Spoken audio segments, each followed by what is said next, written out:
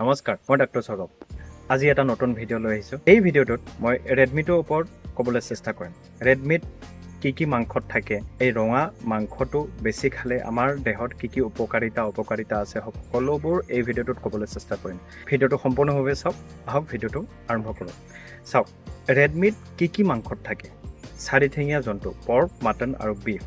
যোনে যি এই ৰেডমিটৰ ভিতৰত যি মাংস খায়, যদি বেছি পৰিমাণে খায়, আমাৰ দেহত কেইটামান উপকাৰিতা আছে। সেইকেইটা হ'ল আমাৰ আইৰণ বেছি পাম, ভিটামিন B12 বেছি পাম, প্ৰটিন বেছি পাম, আৰু কেইটামান প্ৰধান অপকাৰিতা আছে ৰেডমিট খালে। যদি ৰেডমিটৰ পৰিমাণটো বেছি খাওঁ, তেতিয়া আমাৰ দেহত 3টা প্ৰধান প্ৰব্লেম হয়। সেইকেইটা হৈছে ফেটি লিভাৰ। ৰেডমিট বেছি খালে লিভাৰত চৰ্বিটো বেছি জমা হ'ব পাৰে, বহুত বেছি ভাগৰ লাগিব পাৰে, পেট বিষাব পাৰে, এনেকুৱা ধৰণৰ প্ৰব্লেম হ'ব পাৰে। ৰেডমিট যদি বেছি আমি খাওঁ, তেতিয়া আমাৰ কলেষ্ট্ৰলটো বহুত বেছি বাঢ়ি যায়।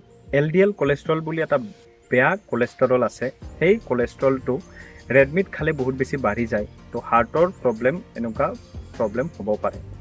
ৰেডমিট যদি বেছি খাওঁ, আমাৰ ইউৰিক এচিডৰ প্ৰব্লেম বহুত বেছি বাঢ়ি যায়, গাঁঠিৰ বিষ হ'ব পাৰে, তো এইবোৰ প্ৰব্লেম হয়।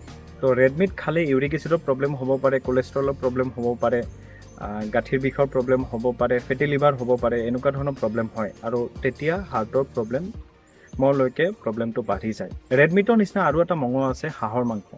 হাঁহৰ মাংসটো ইউৰিক এচিড কৰাব পৰা, ফেটি লিভাৰ কৰাব পৰা আৰু কলেষ্ট্ৰল কৰাব পৰা কেপাচিটি আছে, কিন্তু ৰেডমিটতকৈ অলপ কম। তো সেইকাৰণে হাঁহৰ মাংস খালে প্ৰেছাৰ পাতি বহুত বেছি বাঢ়ি থাকে, হাৰ্টৰ প্ৰব্লেমলৈকে বাঢ়ি যায়।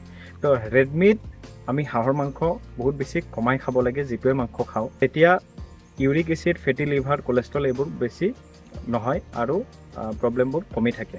চবতছে ছেফ হৈছে কুকুৰা মাংস, চিকেন, লোকেল চিকেন যিটো থাকে, সেইটো চবতছে ছেফ।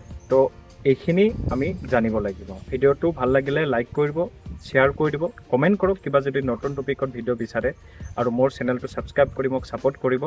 নেক্সট ভিডিঅ'ত মই liver function test, kidney function test, বেলেগ ৰিপৰ্ট কেনেকৈ ইণ্টাৰপ্ৰিট কৰোঁ, সেইবোৰৰ ওপৰত ভিডিঅ' বনাবলৈ চেষ্টা কৰিম। ডক্টৰক নেদেখুৱাকৈ আপুনি ৰিপৰ্টবোৰ কেনেকৈ বুজিব পাৰিব, সেইখিনি মই ক'বলৈ চেষ্টা কৰিম। ভিডিঅ'টো সম্পূৰ্ণভাৱে চোৱাৰ বাবে অশেষ ধন্যবাদ।